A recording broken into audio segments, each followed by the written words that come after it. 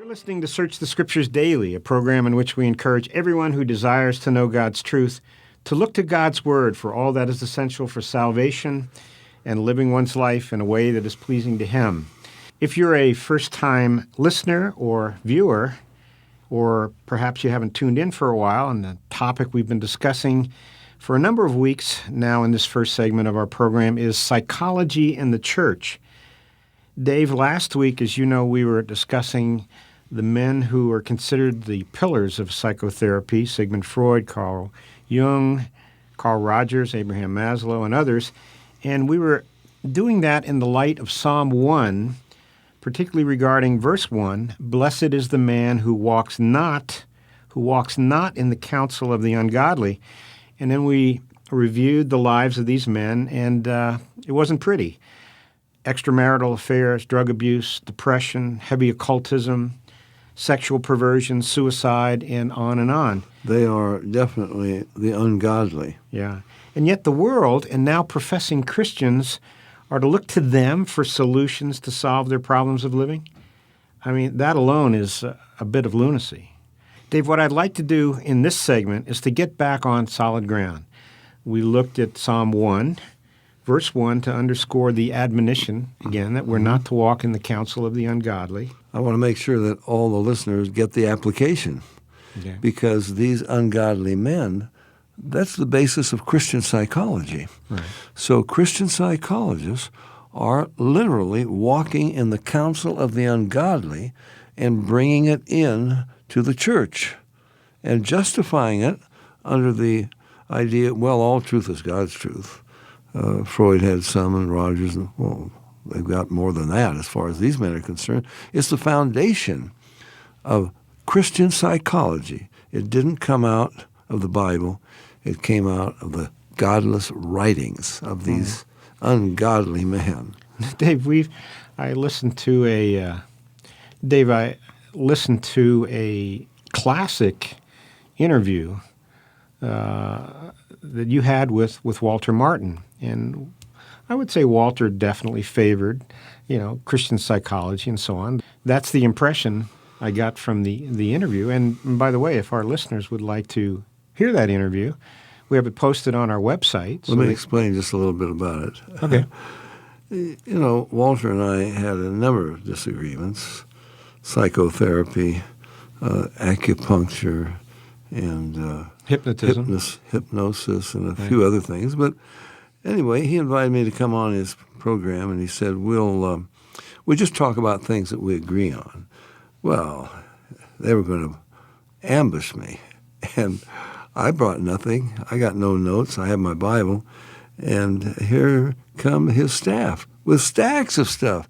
They've been investigating to try to find some flaw in what I teach. Well, and they had a lot of criticism. Well, it had to do with the seduction of Christianity. Right. They were pretty upset with some of the, the way we went about the book and some of the individuals that we addressed in the book, because they were friends in a sense. So go ahead. No, that's okay. But anyway, so it turned out, no, that wasn't what it was about at all. He seemed to be trying to trip me up or shoot me down. I don't know. I haven't listened to the... But, Dave, the impression you get from listening to the tape, I mean, you're very gracious to him, and he seems gracious to you on the air. And but, he had some tough questions for you. But anyway, it's worth listening to. If anybody wants to listen to it, we have it posted, as I said, on our website. You might find it interesting. Dave, to go back to this, we are not to walk in the counsel of the ungodly.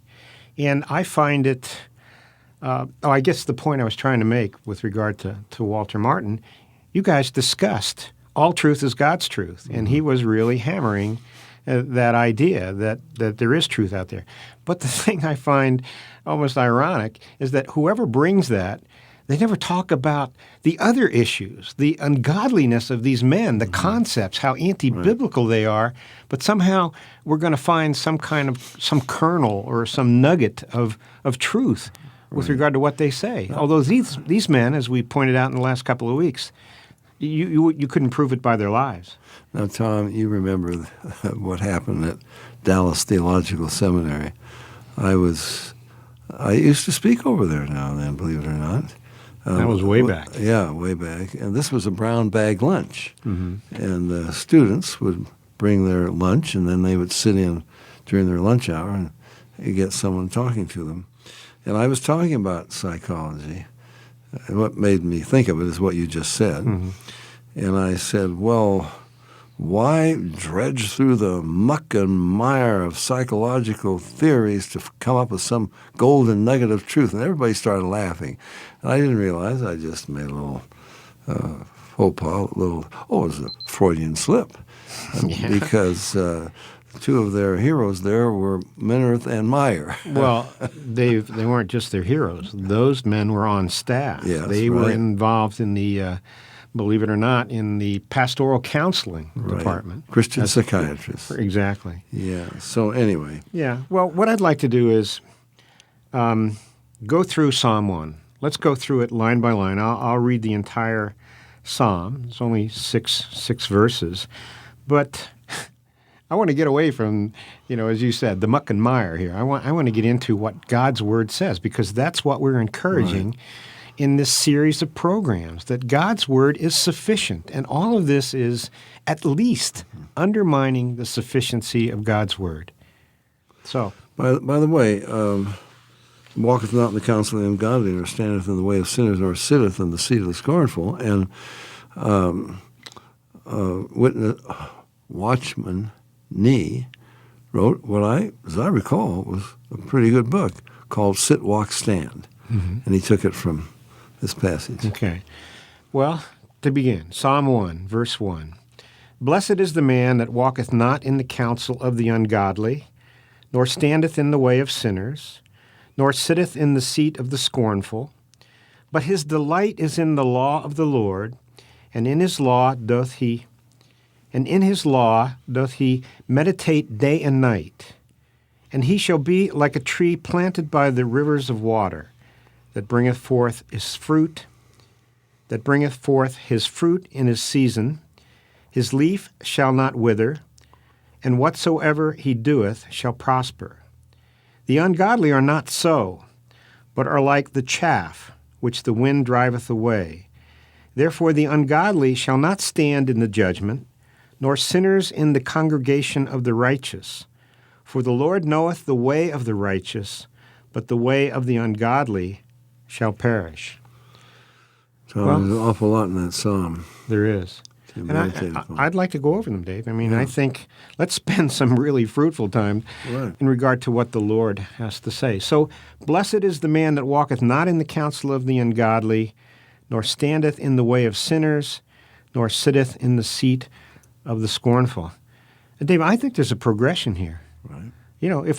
If we're listening, or if we're listening to the counsel of the ungodly, then we are hanging out with sinners. We are maybe taking in what they have to say, and then I think that's going to turn our heart. Then when we hear the truth, wouldn't that make me scornful? Oh, well, that's not for me, or no, that's too legalistic, or one thing or another.